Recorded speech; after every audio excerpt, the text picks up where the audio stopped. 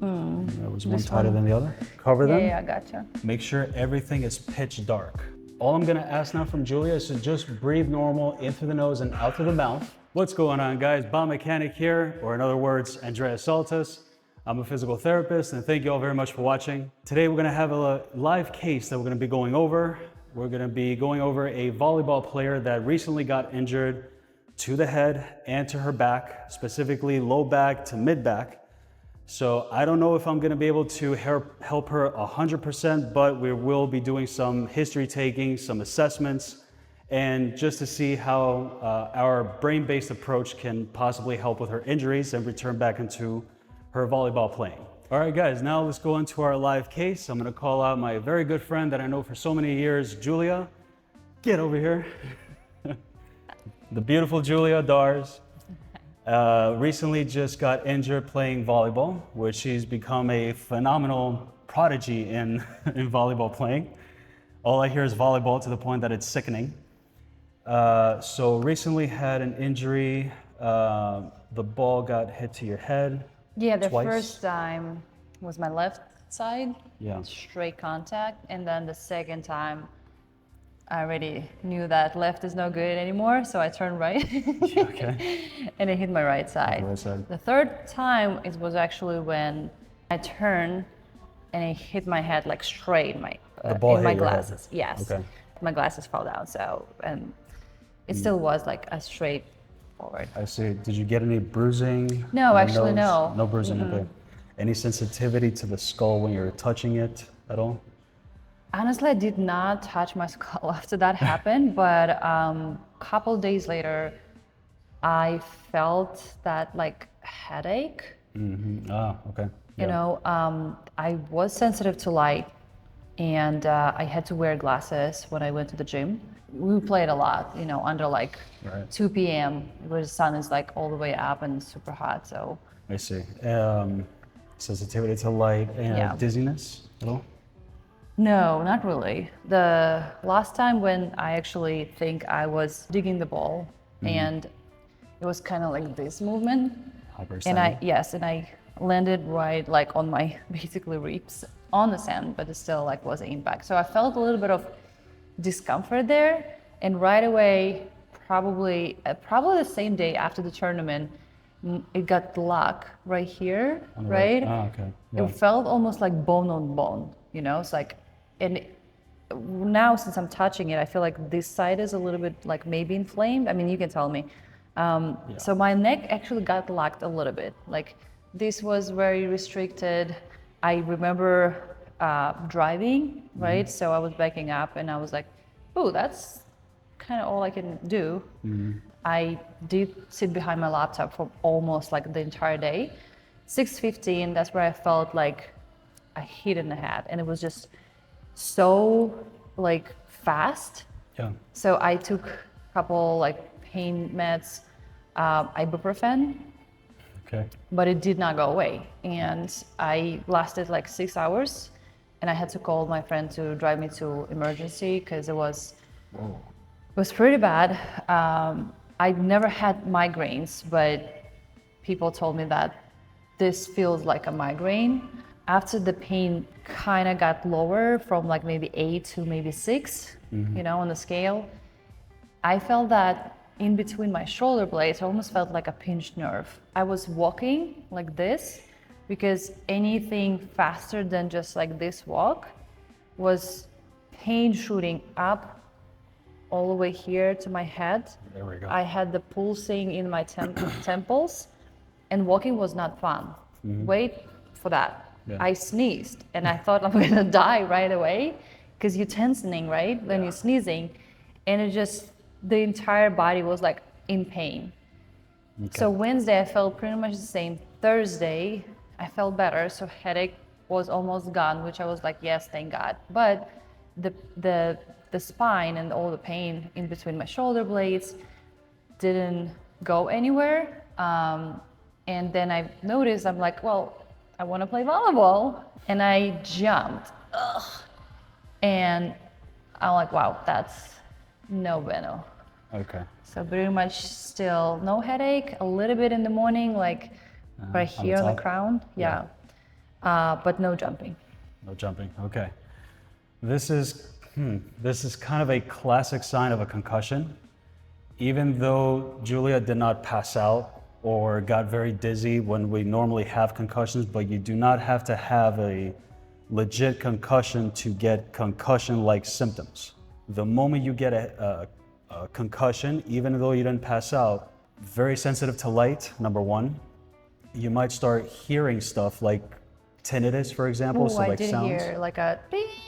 There you go. Sometimes, yeah, it can radiate pain all the way down to the spine because a concussion causes midline issues, which is spinal issues. Sometimes it could be to a point where you may feel a little bit unsteady. How about your breathing? Well, yeah, so breathing, no, not coughing? really. No coughing, but I did feel like my muscles were sore, like my glute.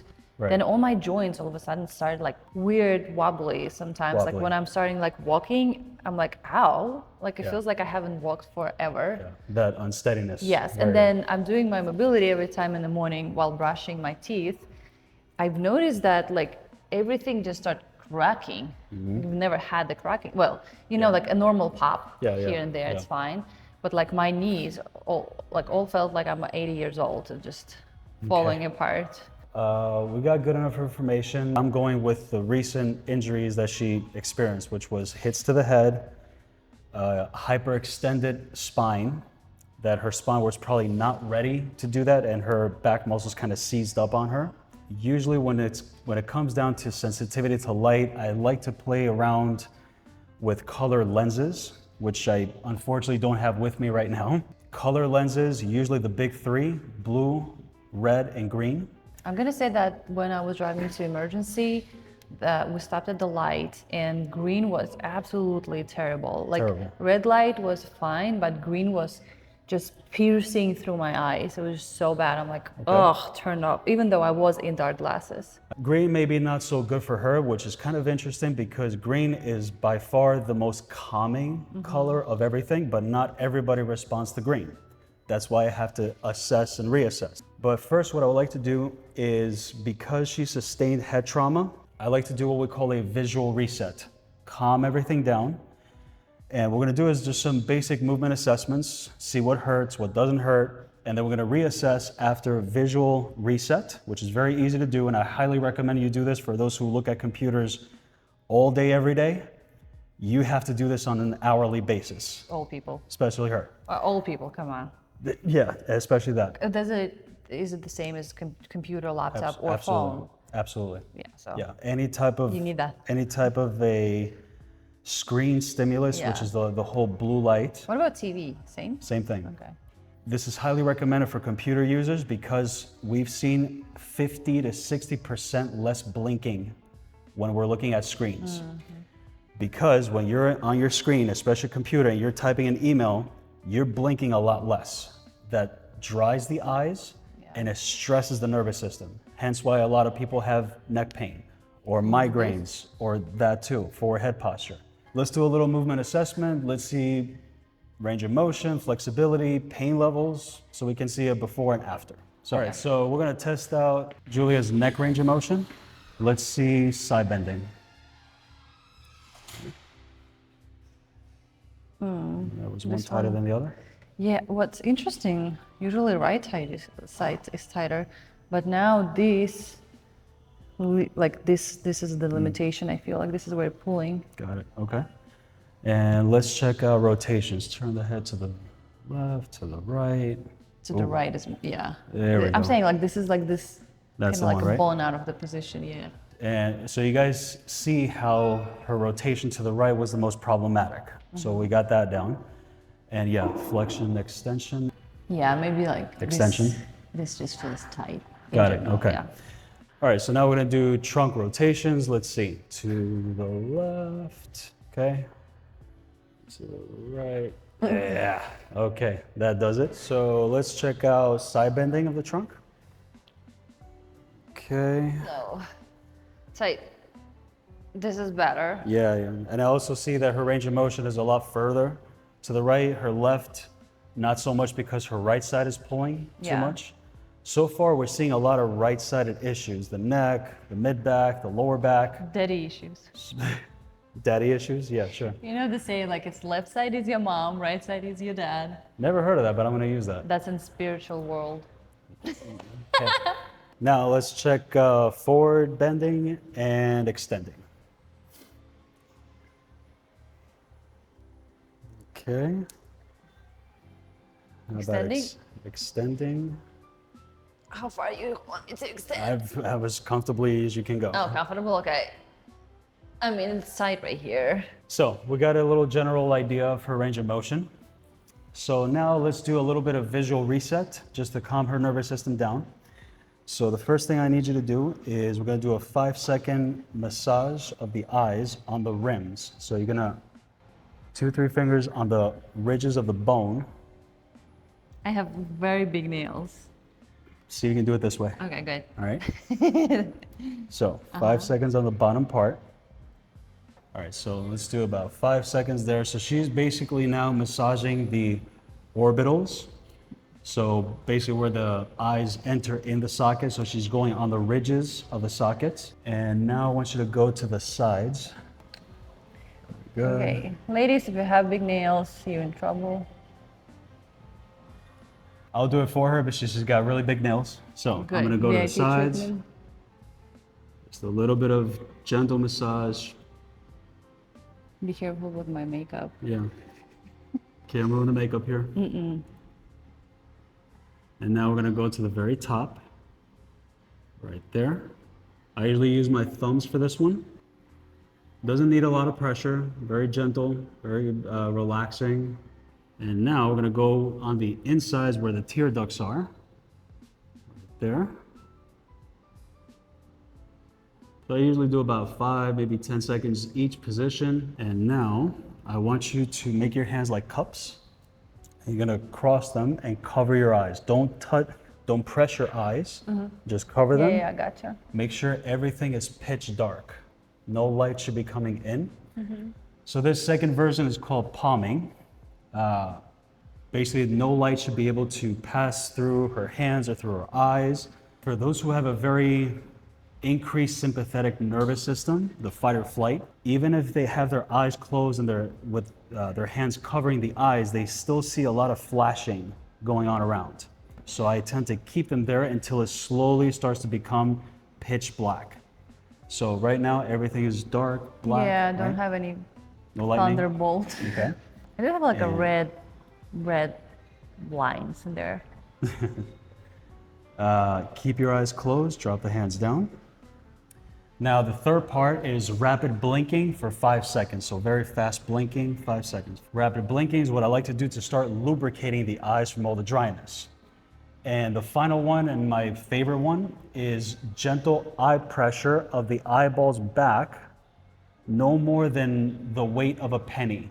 We're talking very, very gentle. So if you can't do it with your fingernails, you can just do it with your fingertips. Light pressure back. If it's light, I can use the nails. No, I mean, as long as it's not they're piercing not. your eyes. No, they're not sharp. Okay, so use that. So light pressure of the eyeballs back with our Catwoman nails. Now, It's like a scary movie, you know. I also tend to have people stay there for about 30 seconds to a minute. The eye pressure backwards, that's a reflex. That's called an oculocardiac reflex. Basically, it's one of the fastest ways to calm your heart rate down, especially when you're about to have a panic attack. Down, eyes open slowly. All right, how are you feeling? You all right? Good, yeah. Okay, let's test out her range of motion. Let's go back to the neck. All right, let's see what the visual reset did to her range of motion. So side bending. How I did think that it's feel? a little bit better. A little better? Yeah. Let's see the rotations. Rotation. Okay. Yeah, I think that went further. Yeah, Yeah. it did. Like Oh yeah. right here on the end point, I can feel it, but I feel like it was. Just went further. Yeah. Good. Range of motion always tends to improve before the pain goes away. They still got a little bit. Okay. All right, now let's check out trunk rotations. Let's see if that did anything different. That one a little further. That one too. That one too, I not think bad. that one was here in the Yeah, beginning. not Yeah. bad. Let's see side bending.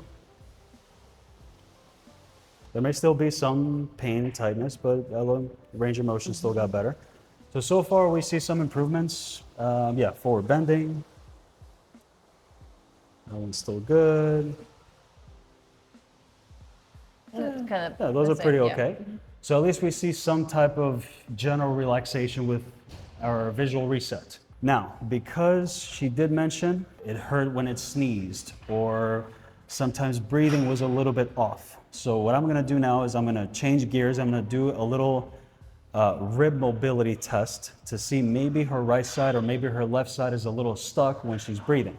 Okay, so now we're gonna test out arrhythmic excursion. So basically I'm gonna check the mobility of her ribs to see if one is lacking mobility than the other by having her breathe. So what I tend to do here now is I put my hands cupping her lower ribs and I'm placing my thumbs next to the spine. So I'm gonna be in this position. All I'm gonna ask now from Julia is to just breathe normal in through the nose and out through the mouth. So in through the nose. Deep or just normal? I would say like 50%. Okay. Yeah. And out.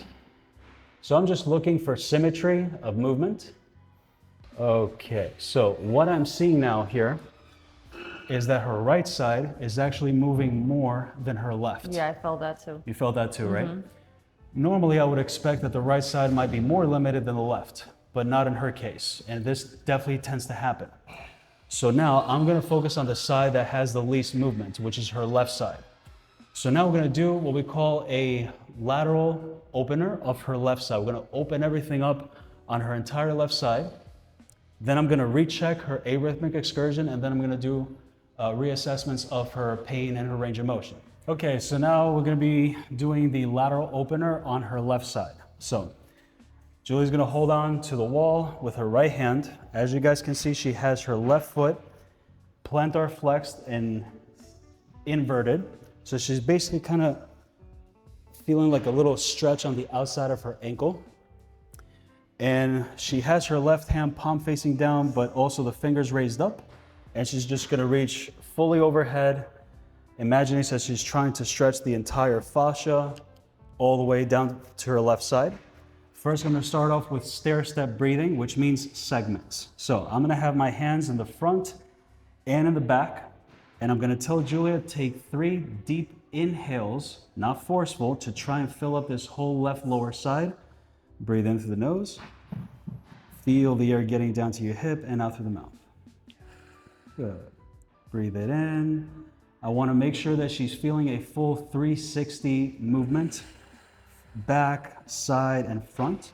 Now we're gonna go to the middle rib cage. So front, side, and back. I want to feel that expanding. So breathe it in, expand it, fill it up, fill it up, fill it up, fill it up, and out. Now let's go to the apicals, which is front of the chest and upper back. Let's fill that up. Fill it up, fill it up, fill it up, and out. Now I'm going to test out her arrhythmic excursion to see if it looks more equal, and then some range of motion testing.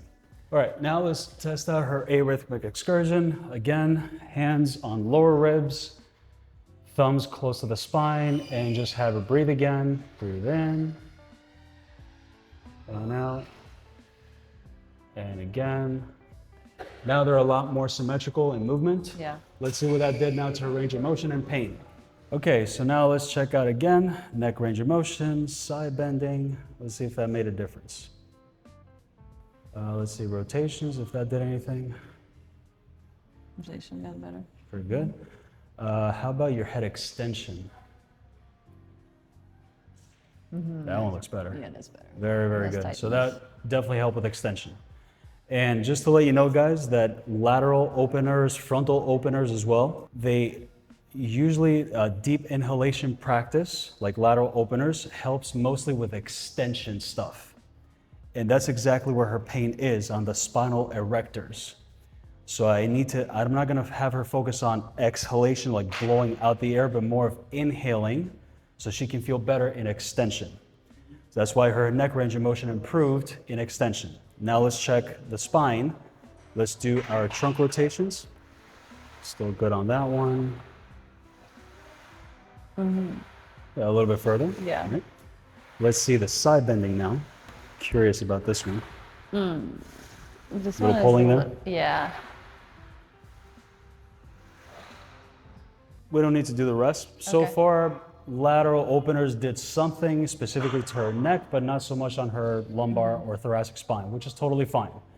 But I'll still give her something like this because I want her to make sure that she has equal movement of her rib cage, because she's gonna need that when she's playing sports. That was lateral openers. For some, it may do wonders. For others, it may give me something, just like in Julia's case. Others, it may not give it anything at all. That means I have to do something different. So, at least with breathing, I know that she's gonna need some lateral opening. In her case, I might need to give her both left and right side to do, but more the focus will be on her left.